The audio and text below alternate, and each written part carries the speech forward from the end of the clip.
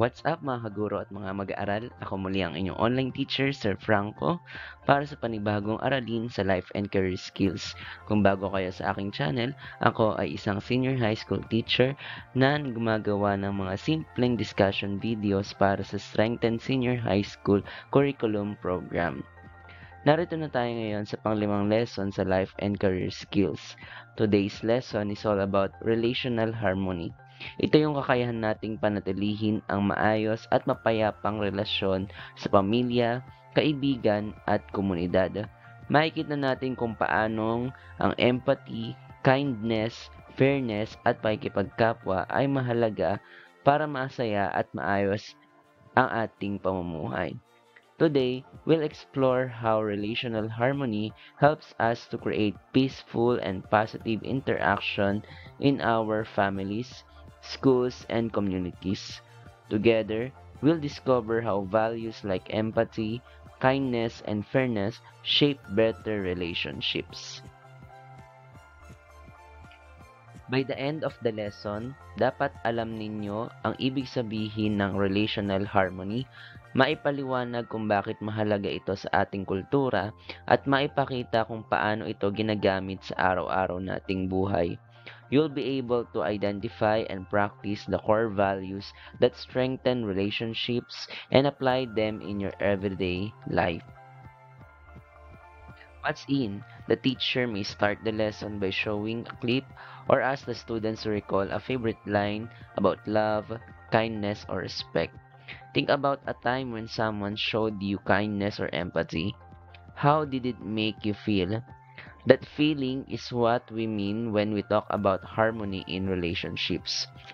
Today, we're going to explore something truly meaningful, qualities that help us build stronger relationships, become better individuals, and create a more compassionate world. Let me ask you and just answer it in your mind. Have you ever felt happy when someone helped you during a tough time? Or have you ever felt a deep connection when you listened to a friend's struggles? These feelings and actions are all connected to our topic for today. What is relational harmony? Relational harmony is about balance. It's choosing understanding over conflict, teamwork over competition, and compassion over indifference.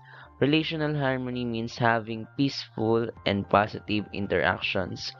Para itong glue na nagdudugtong ng mga karelasyon kung saan may respeto, pagkakaunawaan, at suporta sa isa't isa. Instead of focusing only on the self, mas pinapahalagahan dito ang balanse at koneksyon sa iba. Sa kulturang Pilipino, ang relational harmony ay nakaugat sa pakikipagkapwa-tao at bayanihan. Ang halaga ng pagtutulungan, respeto at pakikisama ay nagpapakita kung gaano kahalaga ang kolektibong pagkilos at hindi lang puro individual needs. Let us enumerate the values that strengthen relationships or relational harmony.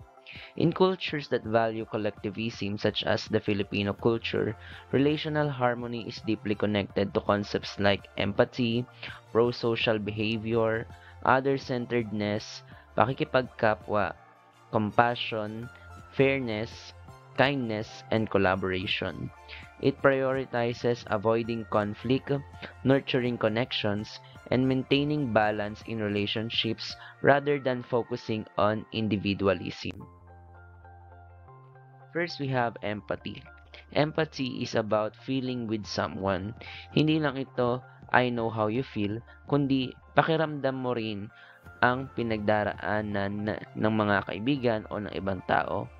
Kapag may kaibigang malungkot, hindi mo lang sasabihin na cheer up, kundi sisikapin mong intindihin at damayan sila. For example, comforting a sad friend or comforting a classmate failing an exam and how you respond. Pro-social behavior. Example, when you pick up books a classmate dropped, that small act is already pro-social behavior. Pro-social behavior ay lahat ng kilos na makabubuti sa iba, katulad ng pagtulong sa klaseng nadapa o pagbabahagi ng gamit. Simple gestures pero malaking impact sa kapwa. Other-centeredness. Other-centeredness means iniisip ang kapakanan ng iba bago gumawa ng desisyon. Pero hindi naman ibig sabihin na papabayaan mo na ang iyong sarili. Balance pa rin, mutual respect and care. Example, considering others in decision-making. And adjusting group activity schedules to include everyone. Pakikipagkapwa. Pakikipagkapwa is deeply Filipino. It's about seeing others not as strangers but as kapwa-tao. Kapag may kapitbahay na nahihirapan, kusang tutulong kasi nararamdaman mo ang koneksyon bilang tao rin. It is a unique Filipino value, treating others as fellow human beings. Examples, helping neighbors during hard times and showing gratitude. Compassion. Compassion goes beyond feeling sorry. Ibig sabihin nito ay gagawa ka ng paraan para tulungan. Halimbawa, kapag may kaklase kang down na down, lalapitan mo, kakausapin at tutulungan. Another example is comforting a grieving classmate. Fairness. Fairness means pantay-pantay ang pagtrato. Wala dapat pinapaboran. Kung sa group work, lahat ay may role at chance to contribute. Another example is giving everyone a chance in group work. Kindness. Kindness is simple but powerful. Pwede itong simpleng pagbati, pangiti, o pagbibigay ng notes sa klase. Maliliit pero may malaking epekto. Collaboration. Relational harmony is built through empathy, kindness, fairness, compassion, and collaboration. Practicing these values daily creates a stronger, more peaceful community. Collaboration is about working together as one. Kung may project, hindi lang isa ang gumagawa, kundi lahat nag-aambag, nakikinig at nagtutulungan. Now, those are the values that enhances relational harmony. Let us now have application activities. First, you are valued and loved. Have you ever felt hurt? What made you feel better? Write a letter to someone who is currently hurting because of an illness or something bad that happened. Let them feel loved and valued. Then answer the following processing question. Who did you write the letter to? How did you feel about writing the letter? How did the recipients feel about the letter? And what other acts of kindness can you practice? Another activity. Ngayon, gagawa kayo ng roleplay.